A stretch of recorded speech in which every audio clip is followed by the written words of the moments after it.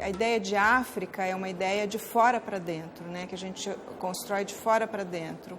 Internamente você tem desde populações vivendo em aldeias de forma muito descentralizada em torno das famílias, até grandes impérios, a começar pelo Egito. O berço da civilização ocidental, na verdade, nasce no norte da África.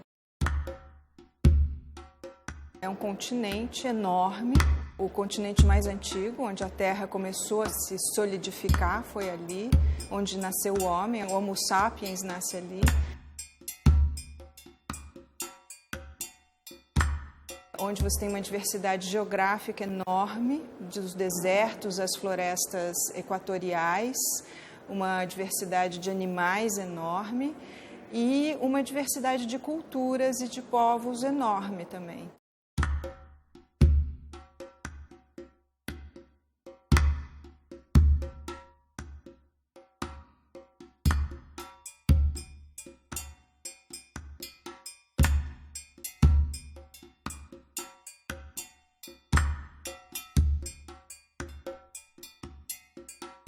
A gente tem, por exemplo, conhecimento da história do reino do Império do Mali, que é um império que é muito glamuroso dentro do contexto da história ocidental, né?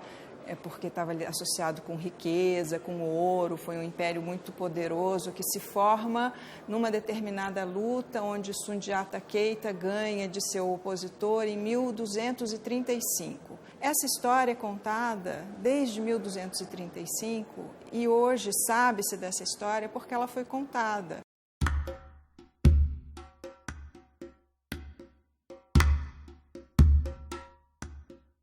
Todo o conhecimento, toda a transmissão do conhecimento, e não só do passado, mas tudo, né, as tecnologias, como trabalhar o ferro, como trabalhar o fio de algodão, como usar as tinturas, como fazer os adereços de metal, como trabalhar o ouro. Então, tudo isso é aprendido pelo ensino prático, né, pela observação e pela execução daquilo, e pela oralidade, né? Então, essa figura que o Marcel Griot localiza e chama de griot, ele é um tipo específico de transmissor de conhecimento oral que ele transmite a história oficial.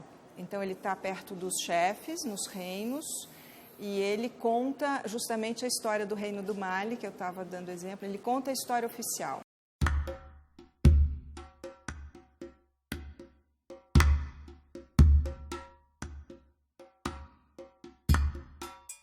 Quando os portugueses chegam nessa região, eles chegam na Foz do Rio Congo em 1483, e eles têm notícia desse, o que eles vão chamar de Reino do Congo, eles ficam muito curiosos e mandam emissários para conhecer a capital.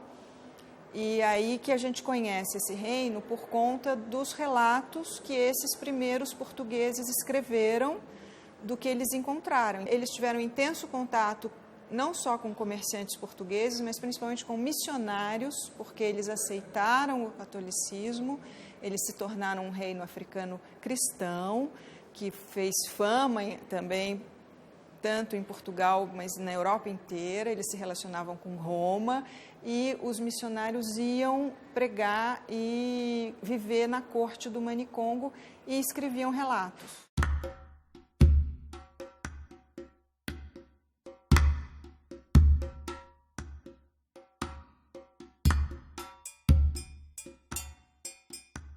O que a gente chama de religião, porque isso são compartimentações do nosso mundo ocidental, política, sociedade, religião, arte, geralmente num universo africano, isso como um todo, essas coisas estão muito mais interligadas. Então, a religião está ligada ao poder, está ligada ao cotidiano. Estruturas políticas e organizações sociais antiquíssimas.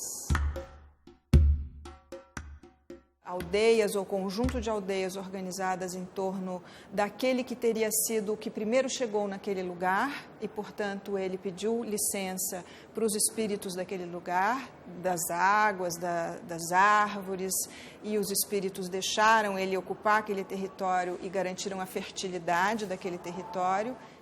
Mas é sempre o mais velho, o mais respeitado, com um conjunto de conselheiros que o ajudam a governar o povo, aplicar a justiça, resolver as pendências, garantir a fertilidade do solo, ter boas relações com seus vizinhos, com os estrangeiros.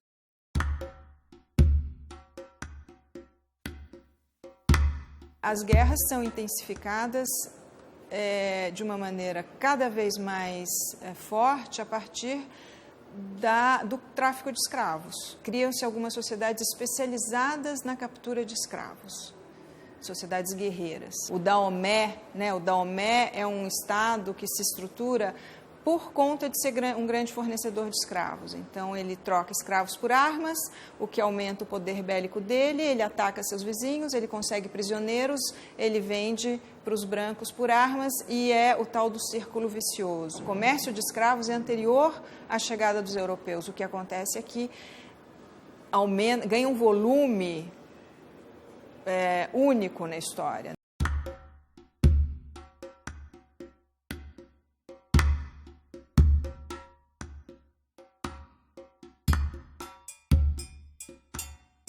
É fascinante a maneira como eles entendem o mundo, as cosmogonias.